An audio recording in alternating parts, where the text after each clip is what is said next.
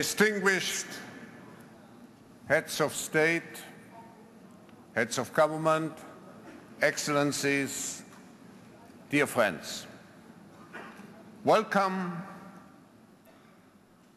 to this summit on Turkey and Central Asia, which is taking place at a very crucial moment of the history, particularly the economic history of the world. First, I would like to express our deep appreciation for the support and generosity of the government of Turkey, and particularly to its Prime Minister Erdogan for co-hosting the summit, and special thanks to all the people of Turkey for receiving us here again after our last visit, which has taken place 2 years ago. The timing of this summit could not have been chosen in a more crucial way. What we are doing is bringing together the stakeholders, governments, business leaders and other leaders of society to look at the crisis, to understand and to look for solutions. The theme of this meeting couldn't be better chosen. It's confronting challenges in defining a collaborative future. There are 6 necessities if we want to restore sustained economic growth in the world. First, the necessity to accept interdependence and interconnectedness as the defining characteristics of a global world. We have to work together on a regional and on a global basis to ensure a better future. Second, the necessity for new ways of global cooperation and global governance. And I'm very pleased, Prime Minister, that Turkey, as a new member of the Security Council and as a member of the G20, will play a major role in designing the systems for the future. We need also the necessity for restoring confidence. So we will not talk only about the crisis. We should look also at the opportunities, because after all, a crisis provides a good moment to prepare in a better way for the future.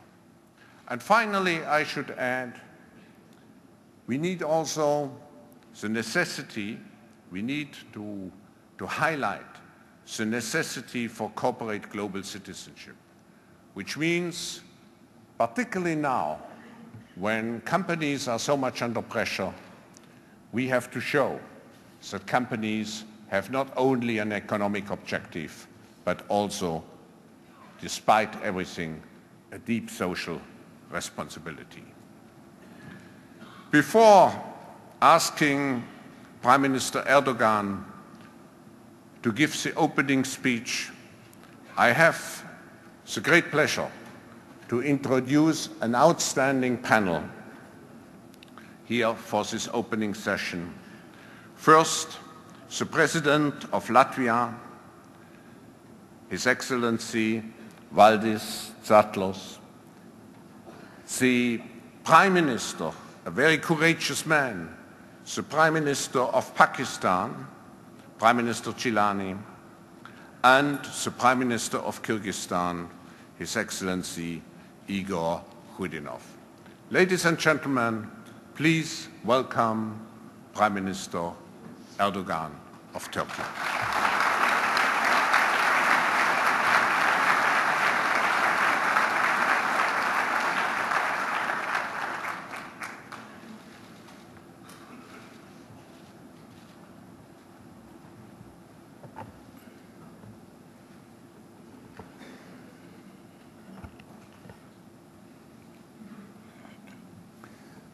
Saygıdeğer distinguished heads of state, distinguished prime ministers, Mr. Chairman, distinguished participants, ladies and gentlemen. I would like to greet you all with my heartfelt sentiments and welcome you to Turkey and to Istanbul.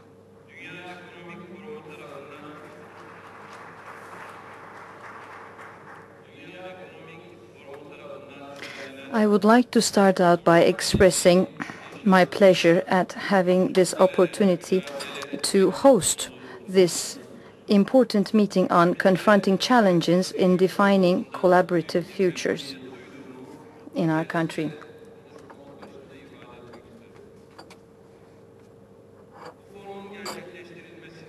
I would like to thank all those who have contributed to the preparation of this summit, and I wish this forum a success. Our world is going through a rather complicated and challenging period of time. This period of transition also brings forth some major important clues as to the future fundamentals of an emerging new international order which will come about in the medium to long term. No matter what the elements of this new international order will be, it is important that this new international order serves the realization of a peaceful, prosperous world based on freedoms in line with the expectations of all of mankind. In other words, our world does not need new cold or hot wars, but constructive and lasting peace. The element which we must focus on in this period is to make sure that the newly emerging international order is not based on a separation or division as was the case in the past, but rather on solidarity and unity.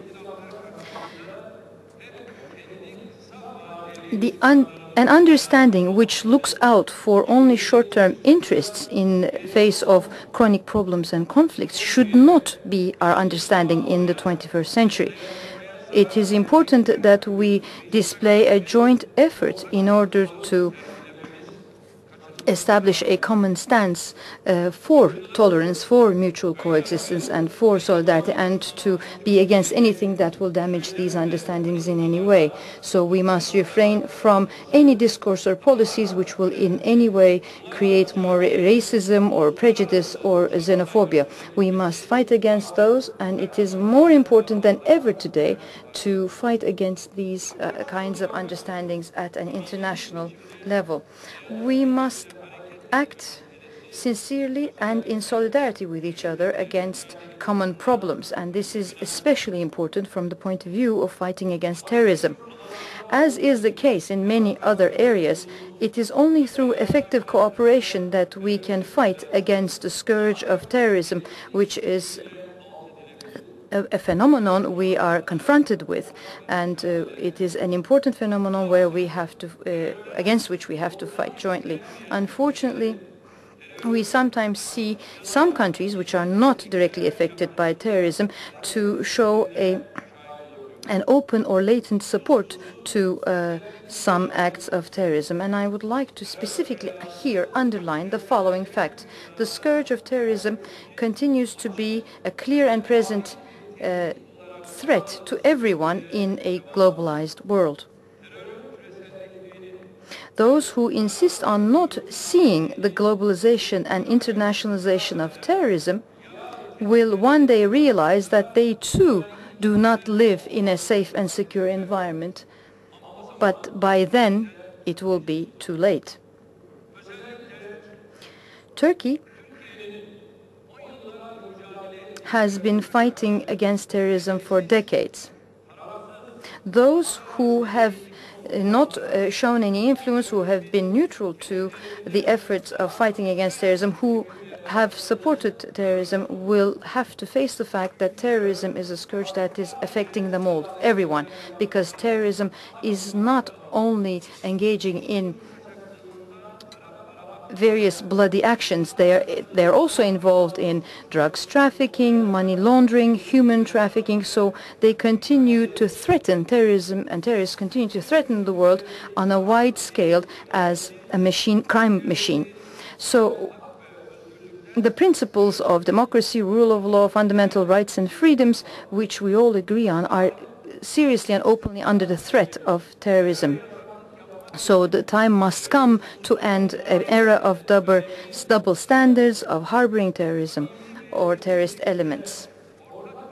If we do not display a joint effort effectively and sincerely, then the problems emanating from terrorism will continue to affect us all.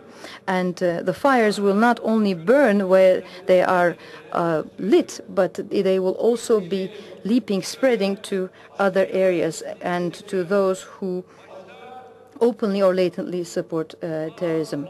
And therefore, I would like to invite all parties, and I will be very clear here, including some European countries who support openly or not so openly terrorism, to fight against terrorism. It is not sufficient just to list terrorist organizations in the list of terrorist organizations. It is also important to prevent terrorism, to find financial support, to have free actions, to find sympathizers, to engage in propaganda. It is important to prevent those, and those who do not prevent those activities of terrorist organizations ought to know that this problem, the problem of terrorism, will at one point undermine their own, the value system of those countries and the order in those countries as well. Additionally, organized crime organizations and extreme nationalist movements and financial speculators are continuing to use and exploit the opportunities of globalization to the utmost, as well as the terrorists. And so we have to fight against them all. And to do that, it's not just the politicians, but also the media, the civil society, the world of arts and sciences. We must all coordinate. We have all responsibilities in fighting against these problems. Distinguished colleagues, there are two basic principles which create the problems in the international arena. First of all, the fact that prosperity is not equally distributed, and it has not been possible to succeed sufficiently in the establishment and protection of peace. So it is important that regional and international cooperation mechanisms are rendered effective in order to help the countries where resources are scarce. And in that context, regional political and economic unions should not be exclusive, but should be inclusive.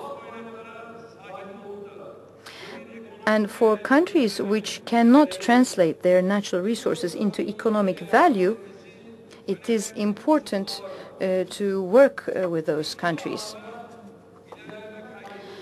To achieve progress in these areas, in these two areas, will be important in preventing terrorist actions. It will also be important in removing fertile ground for the realization of activities like human trafficking and other activities, and also migration. Generally speaking, I believe that it is important to look for peaceful ways, solutions to problems in the local and regional disputes. And for that, we must all work very hard.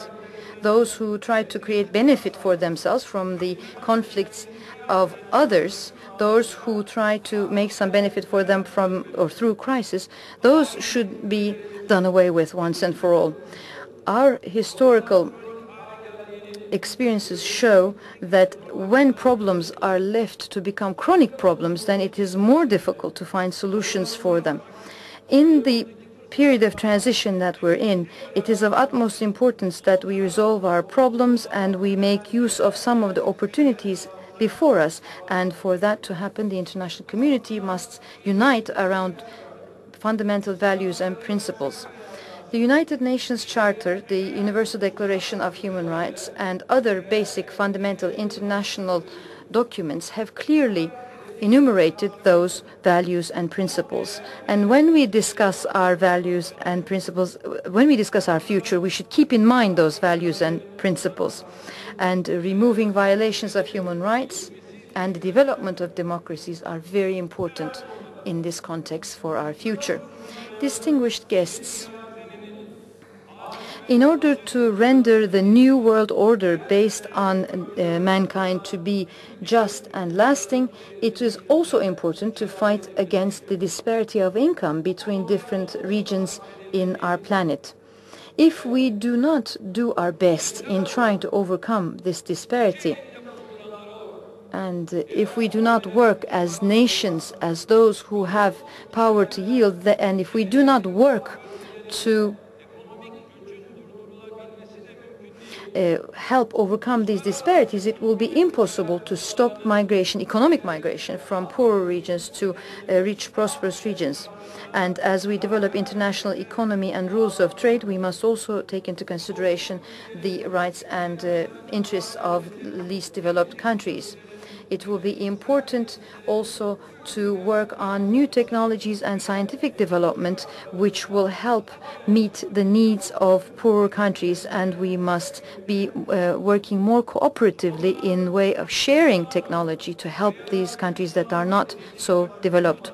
We should work to make sure that we do not resort to force in trying to solve problems. We should look for peaceful ways of solving problems, respect territorial integrity, sovereignty and independence of countries, and also respect international legal principles such as Pacta sunt servanda.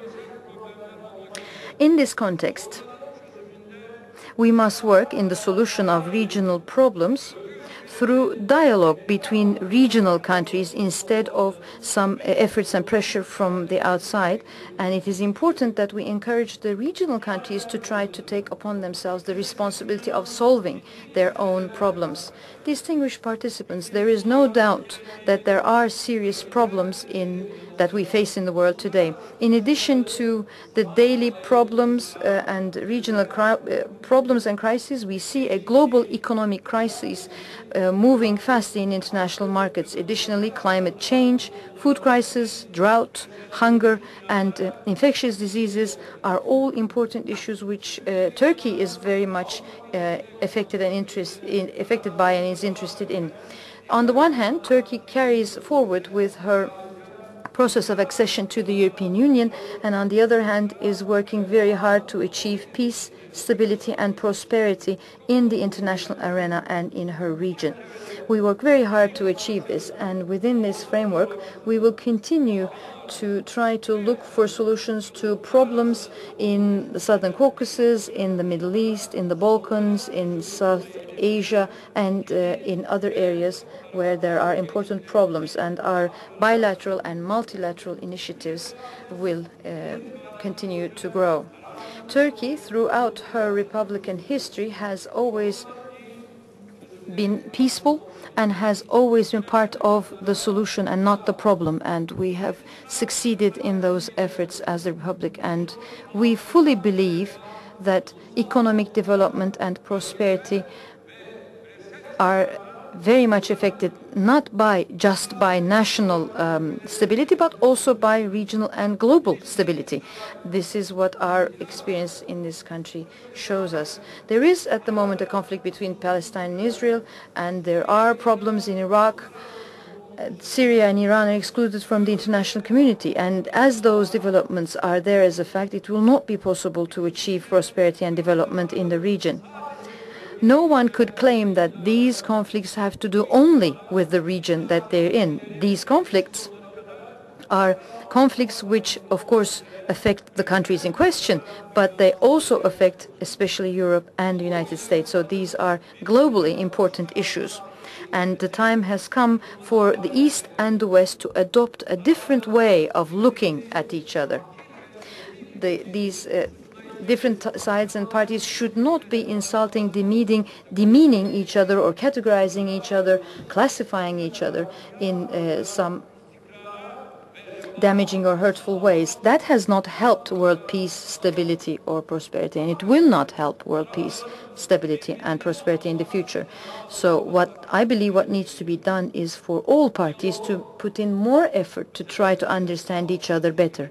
Dialogue, in that sense, is a phenomenon that I continuously underline. Mutual understanding, achieving greater cooperation are the basic requirements for having a peaceful order in this planet. So within this framework, Turkey, with Spain, we've initiated the Alliance of Civilizations under the auspices of the United Nations.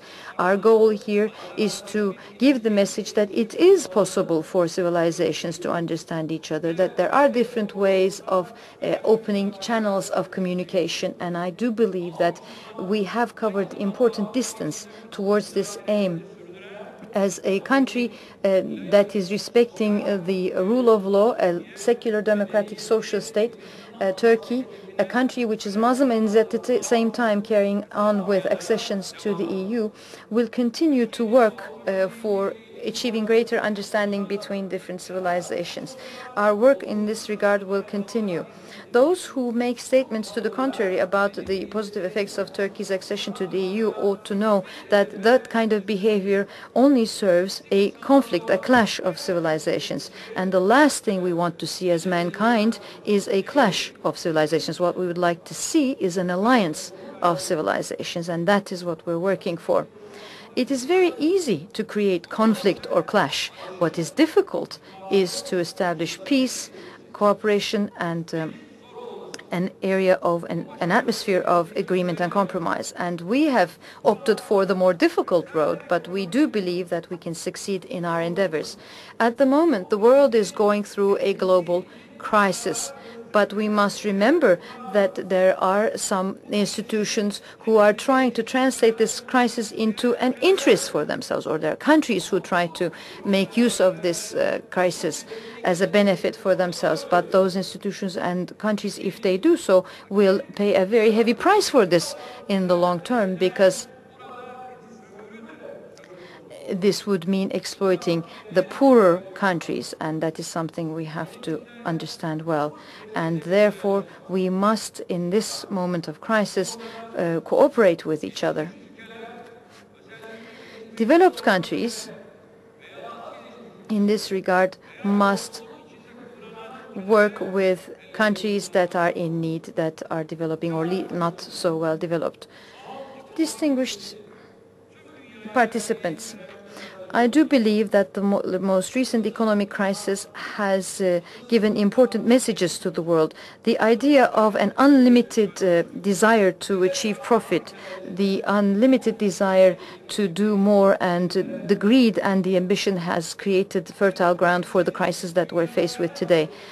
The world today can overcome this crisis with the least effects, but if the process is, this understanding is ongoing, then we may not be very successful or lucky with future crises. So looking into future generations, it has become inevitable for us all to question the system seriously.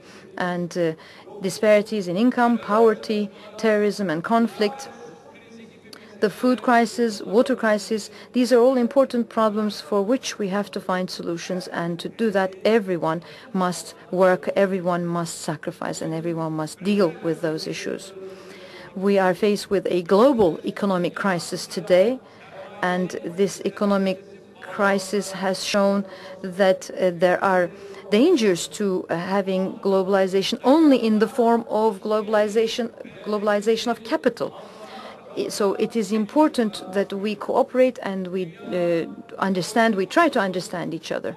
And I believe that meetings such as this one of the World Economic Forum will serve to achieve a brighter future for the world. The meetings that and the sessions that you hold, the discussions, the debates that you will have here will pave the way for a brighter future. So as I conclude my remarks with these thoughts in mind, I would like to express my thanks to all colleagues and all participants for the interest that they show to this meeting, and I wish the meeting success, and I greet you all with respect.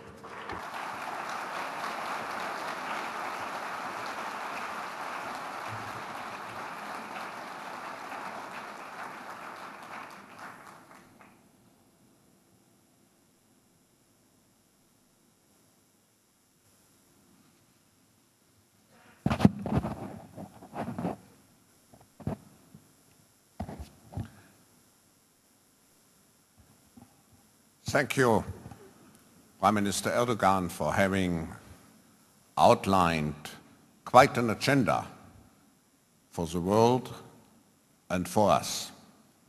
When we designed this program, we purposely wanted to put Turkey into the context of its neighbors and to look at Turkey at being at the crossroads. So I'm very glad to have here three exponents, one from the south. We reach out to the south with Pakistan, we reach to Europe, and we reach to the east with Kyrgyzstan. Let me ask two types of questions to the panelists. The first one, following up the speech of the Prime Minister. The first one is, what can your country or the region which you are part of, what can you do to create greater political stability in the world and to create the conditions to make all those objectives Prime Minister Erdogan outlined reality? And I would like to start with you, Prime Minister Gillani. So Prime Minister Erdogan mentioned quite substantially also the issue of terrorism. So we certainly will be very interested to hear what will be the contribution of your country to political, geopolitical stability, and particularly in fighting terrorism.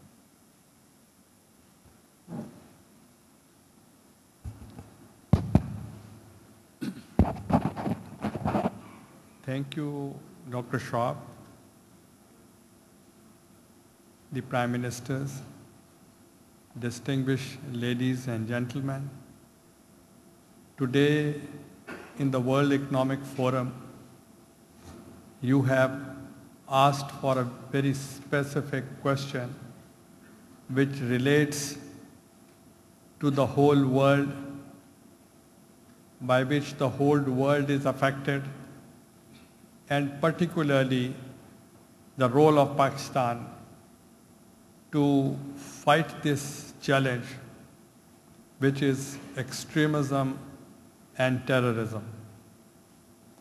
In this World Economic Forum, I take this opportunity to explain to my colleagues and through you to the world that Pakistan strategically is in a very unique position because we are on the border of Afghanistan, and when there was a fight in Afghanistan, at that time, the America and Russia, after the war was over, the America left that place, Afghanistan, and created a vacuum. And that vacuum, that political vacuum, was filled by the militants. And today, the world is suffering of that situation, which they have inherited, which we have inherited. That's the vacuum through the militants. Now, Pakistan, the border of Pakistan and the terrain of Pakistan between Afghanistan and Pakistan is extremely difficult. It is so difficult that it ranges from 2,400 kilometers. We have set up 1,000 checkposts so that we can stop the movement, the cross-border movement from Pakistan to Afghanistan by creating 1,000 checkposts. On the other side, the NATO has installed 100 checkposts. And apart from that, we have introduced a biometric system. Through fingerprints, when there is a movement from one country to another country, we have used the biometric system that through fingerprints we can make out who the person is, who is a real visitor or a terrorist. But across the border, the people are not that educated and they don't cooperate. Therefore, that system is not working. I've talked to my friend, Mr. Karzai, through Foreign Office, and they have promised that biometric system would again be restarted. But apart from this, I have deputed 150,000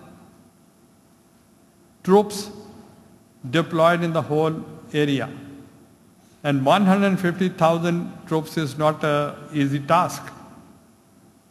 And if I even deploy the whole army on the border, still it will not be possible because of the terrain to stop the cross-border activities. The world should also understand that apart from this difficult situation, we are catering the needs of 3.5 million refugees. Nowhere in the world that 3.5 million refugees are in one country. And almost the world has forgotten. But apart from that, the war on terrorism and extremism, we take it as our own war. Because my own leader and our leader, Pakistan leader, Benazir Bhutto, she had been assassinated because of the terrorism activities. Therefore, we take it as an own war. But the world should also understand, we are fighting for 3 Ps: peace, progress, and prosperity for the whole world. And we want the peace for the world. But at the same time, the border situation and we have the ability, we had the will, but we don't have the capacity. The capacity, I mean, that the terrorists who are coming to Pakistan, they are from Uzbeks, they are Chechenians, they are Arabs, they are Afghans, they are across many countries coming there as jihadis to fight. This is a difficult situation, but we are fighting. But the world should also understand, with one suicidal bomb, there is a flight of capital. With one suicidal bomb, there is no investor coming to Pakistan. Therefore, I have 2 problems with my government. The day I took over as the Prime Minister of Pakistan, which was I was elected unanimously for the first time in the history of Pakistan, getting the support of the whole House. But my 2 issues are, number 1, law and order. Law and order means extremism and terrorism. What is the primary duty of a state is to protect the life and property of the people. When we fail to protect the life and property of the people, we lose our credibility. And at the same time, my economy is affected. And number two is my economy, which would be your second question to me, that how we can improve our economies of the developed countries. Therefore, these two problems, we have the ability, we have the will. We appeal to the world to enhance our capacity. To enhance our capacity because my strategy, Pakistan government strategy is three-pronged. Number one, dialogue. First, the dialogue. Dialogue with non-militants, the people who surrender, the people who denounce terrorism, the people in the army world who decommission themselves.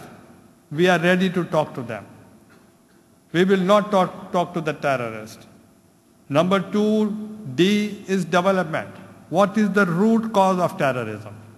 The root cause of terrorism is poverty, ignorance, poor health facilities, no food, no shelter, no education, no communication, no clean drinking water, no jobs.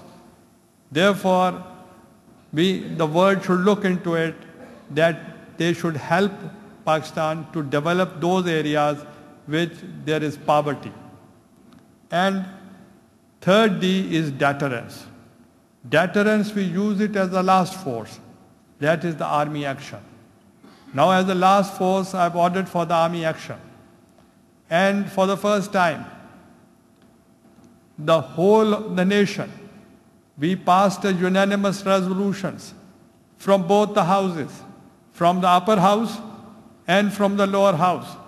Unanimously, the whole nation gave the mandate to the government to fight against extremism and terrorism. And therefore we have the mandate. When I've ordered for the army action, the whole nation is united, and even the people of those areas, they are fighting along with the army against the terrorists. The Lashkars have been raised. The Lashkars have been created, indigenous by the people, and they are not allowing anybody, and they are not allowing anybody to give shelter to the foreigners. To those who come and disturb the peace in Pakistan, those who destabilize the country, those who destabilize the economy of Pakistan. But army is not the solution. Army is for some time, not for all the time. Therefore, we have to strengthen our law enforcement agencies. We have to strengthen our frontier constabulary. We have to strengthen our frontier corps. Therefore, I have talked to all the world leaders that they should strengthen our law enforcement agencies so that we can fight with them ourselves. We don't want that the foreign elements, they violate the borders and the sovereignty of my country. My people, they don't allow. My people take serious objection if there is a violation in the sovereignty of Pakistan. Pakistan believes in the sovereignty and the self-respect and the dignity and the honor of its own country. Therefore, we are ready to help the world. We are ready to fight for the peace and prosperity for the whole world. But at the same time, we expect the world to respect our sovereignty of my country. Therefore, and I also want that the world should realize that in the adjacent country like Afghanistan, the whole NATO forces combined together of the whole world, they're fighting terrorism for the last 5.5 years. I'm fighting for the only 5.5 months. And the total casualties of the NATO forces and the total injuries combined together are people of Pakistan. There are more casualties and there are more injuries comparatively to the whole world. Therefore, I am confident. My nation is united. My people are united. My people, they are bold people, they are courageous people. And they will take on these militants. There will be no problem. But this is not a Charlie Wilson's war. This is a war of guerrilla war. Therefore, we are not trained for such things before. Now we will organize our forces. We will organize our law enforcement agencies. And soon we will be giving the good news to the world that because of our new strategy, we will combat terrorism and extremism with the support of the world, with the support of people of Pakistan. Thank you very much.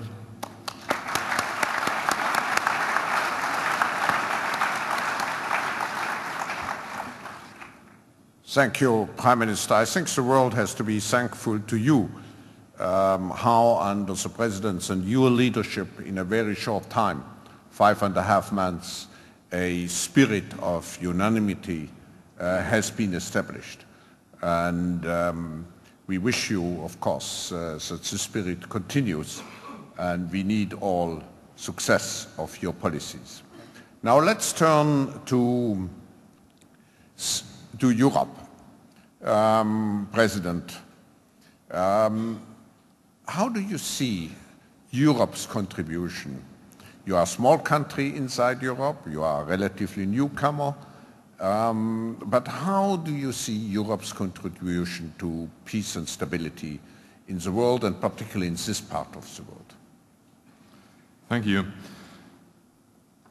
Latvia's goal, let's say 10 years ago, was to become a peaceful, safe and secure country. And the only choice for that goal was to join the EU and NATO. It took us nearly 5 to 10 years to achieve our goals. We have chosen the principle of collective defense. Being a small country, we have no other choices. At the same time now, in 4 years, we have enjoyed and we really appreciate the political and the safe environment and the safe economical environment we really live since 2004. At the same time, we are very sensitive to the security and safety issues because we really understand that all the world is connected or interconnected or interdependent or dependent. It depends on definite region. So being on the east of the European Union and being on the eastern border of the European Union, we really understand that the same situation of security and safety we enjoy must be created around Europe. By any means, by means of enlargement, by means of more closer cooperation, and even being far away and a small country, we want to influence the processes which are taking place right here in Caucasus, in Central Asia, in Afghanistan. Sending over our troops to Afghanistan, we clearly understand that that's not a military solution. It's just our contribution for the process which will end up with a sustainable, long-lasting peace. And we are really convinced that the most important is, in this process, to listen to the advices of the neighbors. Because nobody knows better the situation as the neighbors, and nobody else can have more influence on the processes than the neighboring countries.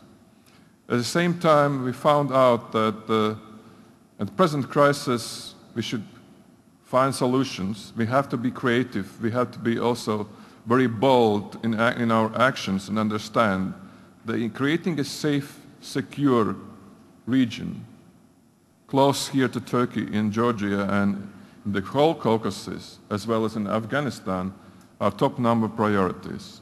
That will bring peace not only to the whole region, but to the whole continent. Because we feel safe and secure in Europe, and some people take it for granted. But if you look to the history, it wasn't so only 60 years or 70 years ago.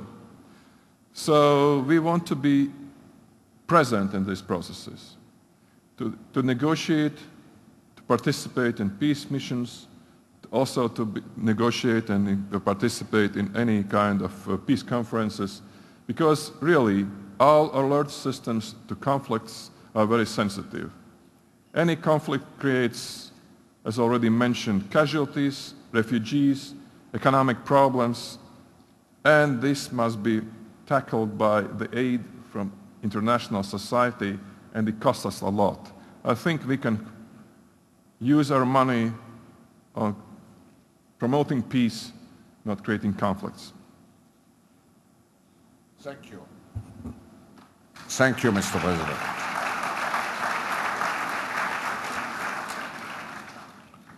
Moving now to Central Asia, Prime Minister Chudinov, how does Kyrgyzstan navigate politically the fluid regional and global situation?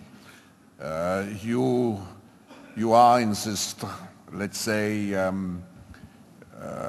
network of countries like Russia, China.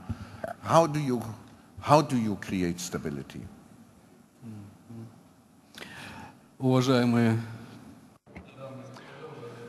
Prime Ministers, ladies and gentlemen, before I tackle the moderator's question, I'd like to extend my gratitude to, above all, Prime Minister of Turkey, Mr. Erdogan, for the kind invitation to take part in this forum and to take part and to speak here, because well, Kyrgyzstan is a small, young, sovereign state with an open-type economy, open-ended economy, and clearly what happens in the world affects most seriously the situation within the country. Having said that, I'd like to focus more on modern conditions of economic development in the world and the current crisis which has affected most countries in the world. We are quite hopeful that the unprecedented measures taken in support of the financial system by developed countries would enable us to attain stabilization in economic and financial markets, which would also positively have a positive effect on the economies of developing countries. We are well aware of the issues faced by the G8 countries. We realize how difficult the current situation is. The position of our country has been reflected in the documents adopted by the latest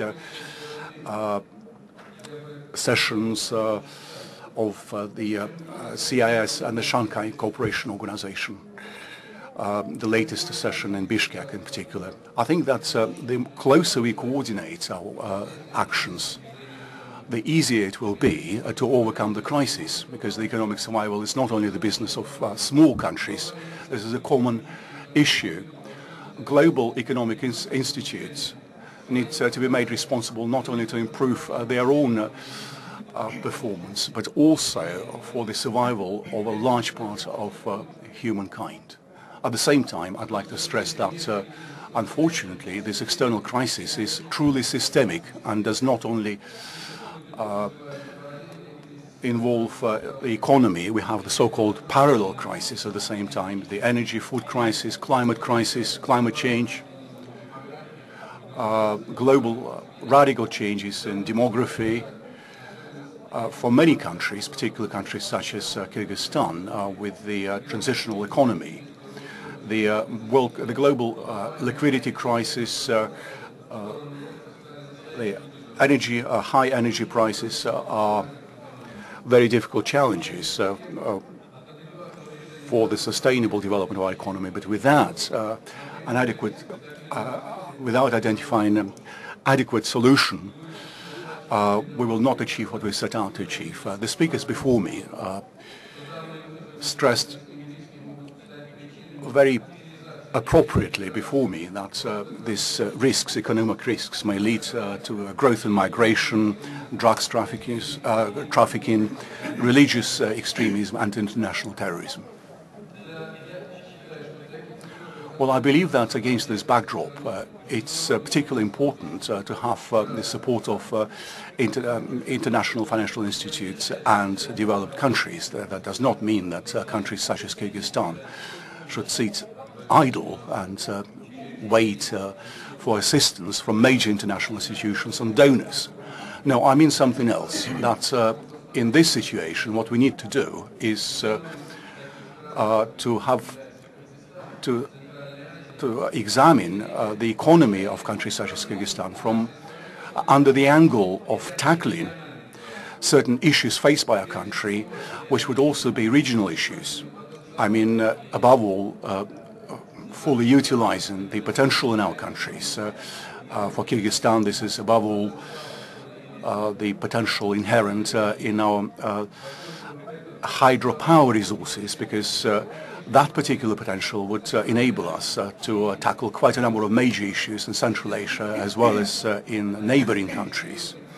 One of such major projects which the World Bank has been implementing and we hope will be successfully finalized is the Kasarem 1000 program, which is to transport energy from the power plants in Kyrgyzstan and other countries to Afghanistan and Pakistan.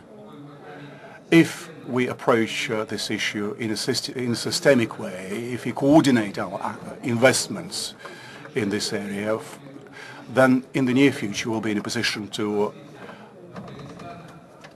solve the development crisis in Afghanistan, which was well described by previous speakers. I'm not going into the detail of those issues. There's also environmental issues faced by our neighbors, as well as economic issues faced by our neighbors.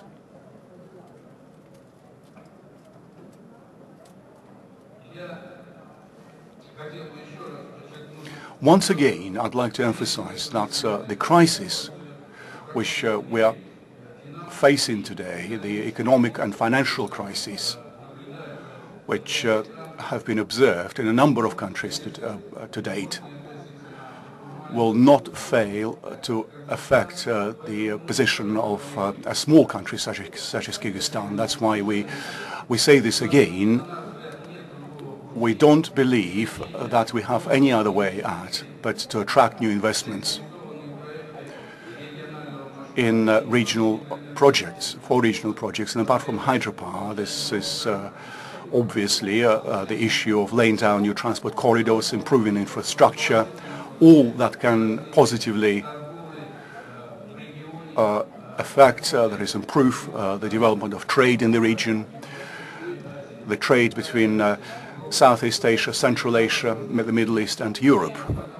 That untapped potential does exist, and I'd like to stress that when you take a crisis, you can see it under a variety of angles, but I'd like to urge you to see it not as the end of a road, but as a new road opening up, new prospects opening up,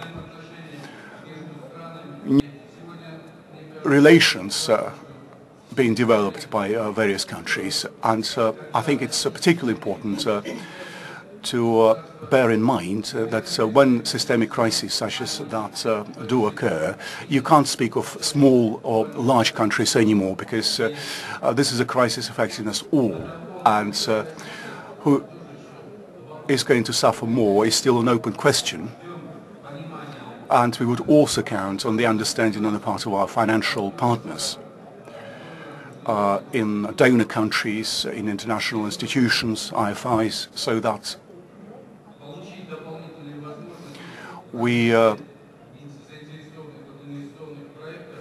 will have new opportunities for taking further major regional investment projects, which would help the entire region of Central Asia. Thank you.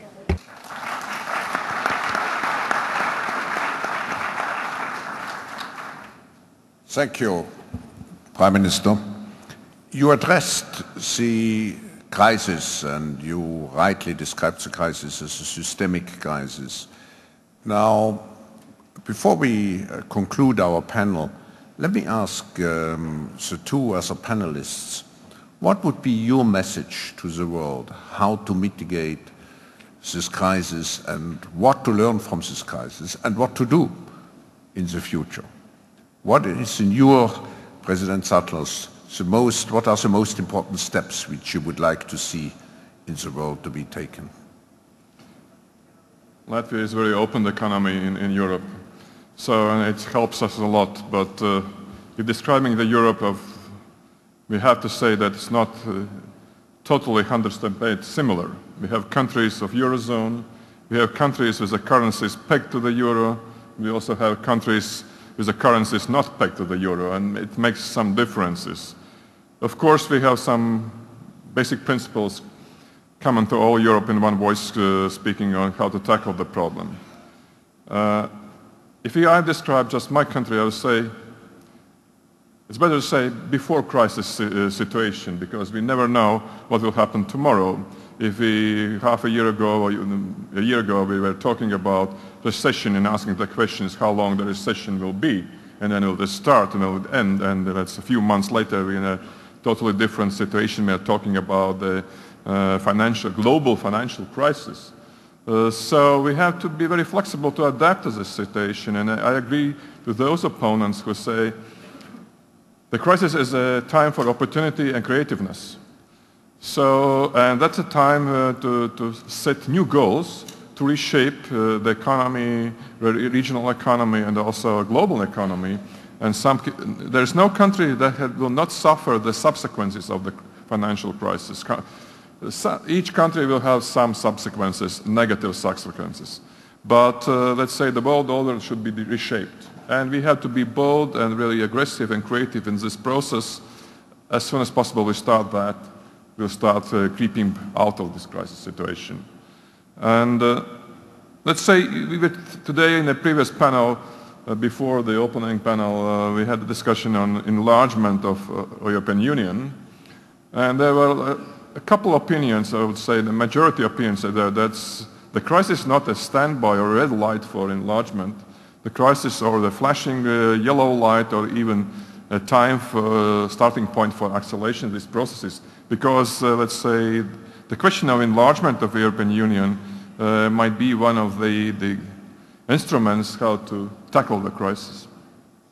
Thank you, President Zatlers. Prime Minister, what is your call in this respect? Thank you very much. In fact, a day before coming to Turkey, I attended one of the summit of SM in China. And the leaders from Europe and Asia, they were all assembled together to discuss about the global crisis. And out of the G20 countries which are holding their meeting in Washington next month, out of those 12 were present there in China, in Beijing for this conference. We discussed this issue in threadbare, and now I'm really thankful to the Prime Minister of Turkey, who has given us this opportunity to discuss this issue again here at this forum as well. And I personally feel because of the hike of the oil prices and the food commodities, the countries were hit badly. But because of this recession, we are also hit by double jeopardy, because previously we were hit by the oil prices and the food commodities, and now the global crisis. There were few things which we discussed there at the forum, and which I think I should recommend it through you to your forum as well.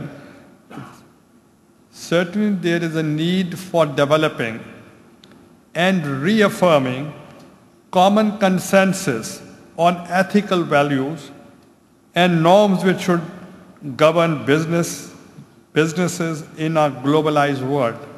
This has also been mentioned by the Prime Minister of Turkey as well. There are serious concerns that the financial crisis will adversely affect the real economy and thus lead to a prolonged recession. The developing countries, what a suggestion I am making it through you, the developing countries such as Pakistan and others are already being seriously affected. In the near term, there is a need of immediate rescue plan to shore up the financial institutions of the developing countries by the IFIs. Since the crisis is global, it requires truly a global response. Views of developing countries, which I think is the most important, the crux of the matter from Pakistan is that our views to be incorporated, which are being affected, need to be taken on board. Whenever there are decisions being taken, whenever their consultations are made at the highest level, our views to be also incorporated, we should be on board. There is also the need for developing collective regional response to present recession. Therefore, my appeal to the world would be from this forum that as and when they had to discuss on the global recession, which we already discussed of the Europe and the Asia. Now they are going to meet again in New York or Washington, G20 countries. They should also take us on board, our views to be also incorporated of the developed countries so that they would be in a better position to assess the situation and solve the problems. Thank you very much.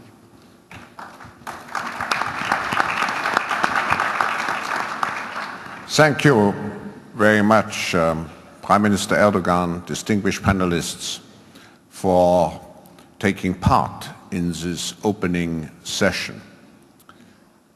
One issue which is particularly important for the forum when we prepare those programs and when we look at our activities is to make sure that despite the crisis, we do not forget about all the other great challenges which we have in the world.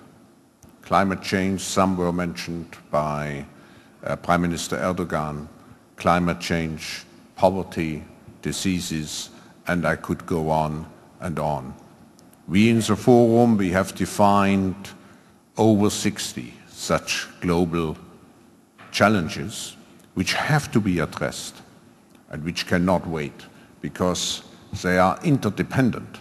And if we don't resolve those issues, we will go from one crisis to the next crisis. Now, there is a group of people who are doing extraordinary work in order to address those issues on the ground. Fighting on the ground, diseases, fighting climate change, people who are not very well known in the general public. And we have created a foundation which looks after such people and which elects every year around the world in many countries the social entrepreneur of the year. It has also become a practice that we take 3-4 minutes to celebrate the social entrepreneurs of the region. So we will celebrate 5 social entrepreneurs who have done extraordinary things. And if you just spare 3-4 minutes, I would like to ask the director of the Foundation for Social Entrepreneurship to come up here and to introduce those 5 social entrepreneurs, of whom 2 are Turkish.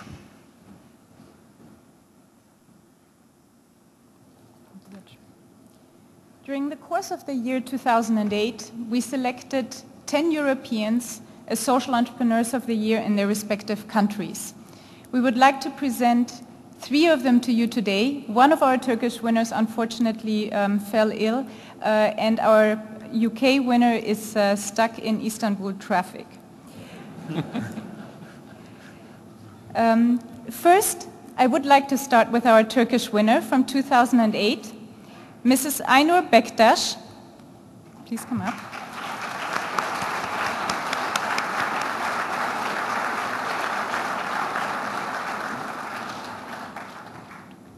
Mrs. Aynur Bektaş is the founder of Hey Textil. Hey Textil is the leading knitwear company in Turkey. Hey Textil has on a systematic basis located its manufacturing facilities in the least developed rural areas where unemployment rates and suicide rates among women are particularly high. It creates employment opportunities for women and youth at unprecedented scales in regions of Anatolia, thus creating radical socio-economic change. Congratulations.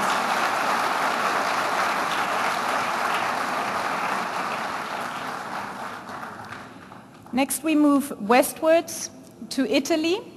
The Italian winner 2008 is Marco Roveda, founder of Lifegate Group. Marco Roveda is Italy's longest standing eco-entrepreneur, starting with organic farming in the 1970s already.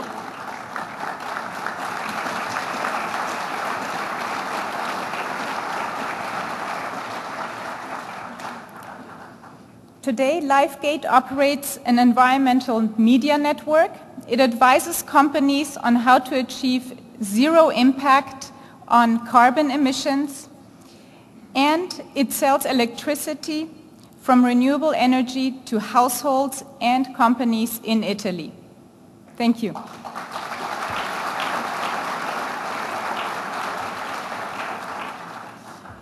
And our third winner that we would like to present is Mrs. Rosa Volz-Schmidt from Germany. She's the founder of Welcome. Welcome.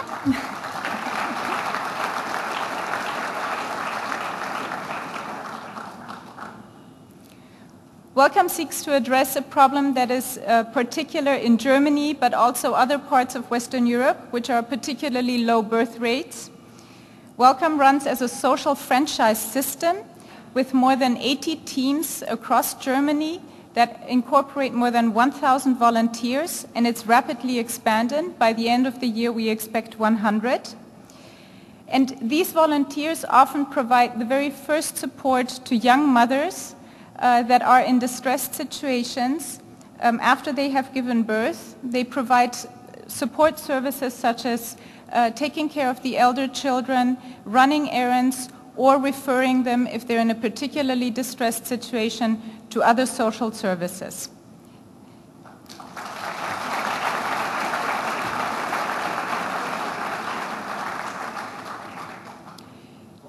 Thank you, and we would like to join, or please join us in congratulating and honoring these three representing the other 10 European winners.